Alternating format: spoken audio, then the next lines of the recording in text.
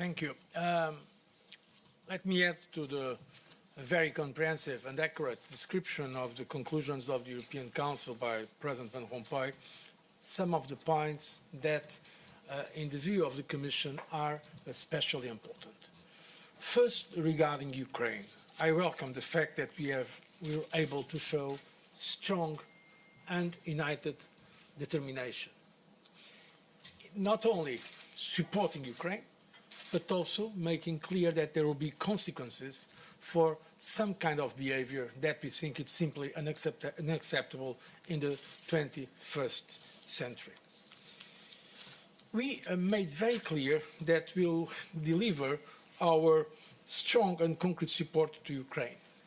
It's essential that this country becomes a viable, stable, prosperous and democratic country.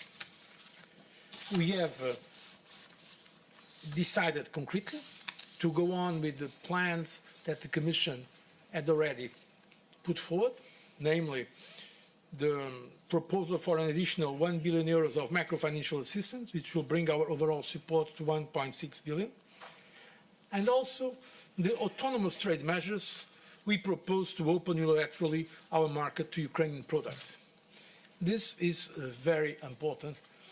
As important also is the fact that tomorrow we are already going to sign with the Prime Minister of Ukraine the political provisions of the association agreement and seal the strong political partnership that brings Ukraine and the European Union closer together. This is the democratic choice that Ukraine has made. It is our firm intention to sign the remaining parts of the agreement in due course. Europe is committed to Ukraine for the long term. We will help Ukraine to reform and to consolidate its independence and sovereignty. At the same time, we also took decisions, and I only refer to those that have a clear implication on the European Commission work, on the consequences for the behavior that has been in place recently. Our conclusions of the European Council make it clear when they say the European Council asks the Commission to evaluate the legal consequences of the annexation of Crimea and to propose economic, trade and financial restrictions regarding Crimea for rapid implementation. This specifically on the issue of Crimea.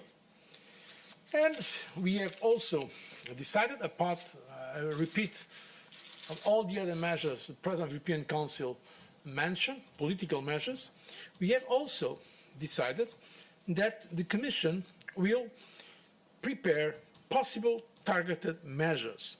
I quote the text.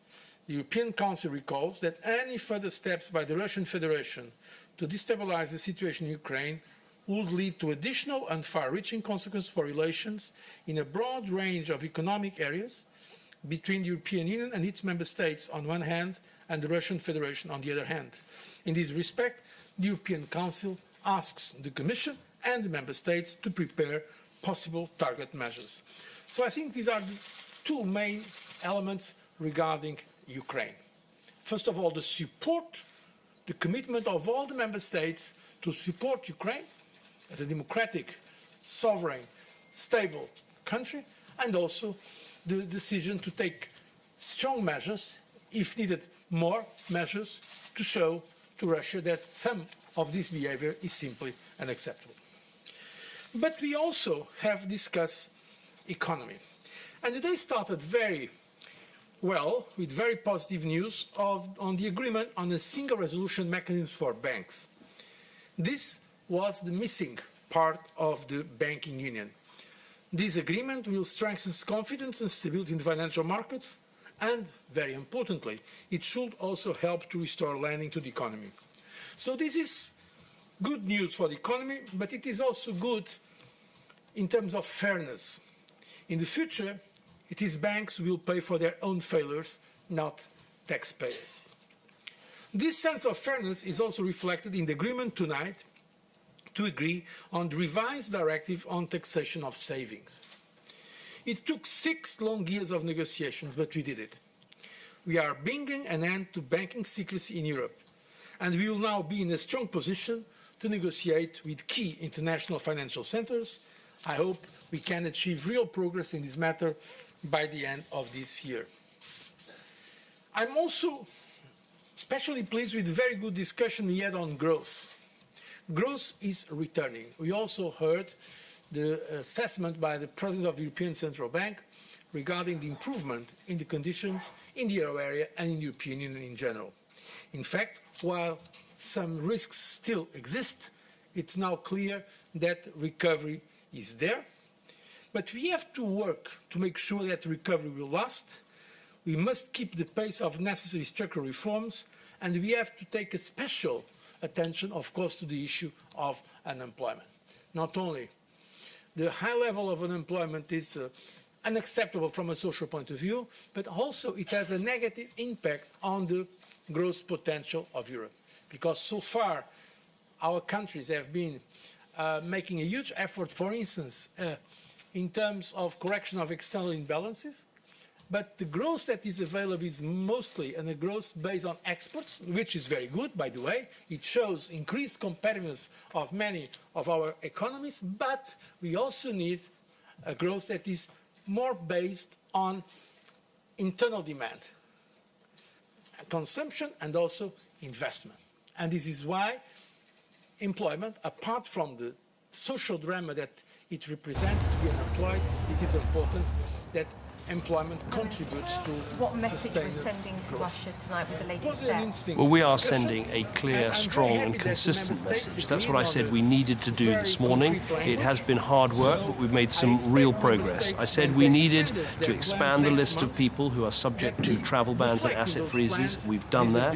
I said we needed some specific measures in respect of what has happened in Crimea, which is unacceptable, and we've agreed that. We know has had a serious impact in many aspects of our economic and social life, including on Europe 2020 targets. So reforms are a crucial tool to address this challenge. Another key ingredient is the need to maintain a strong industrial base.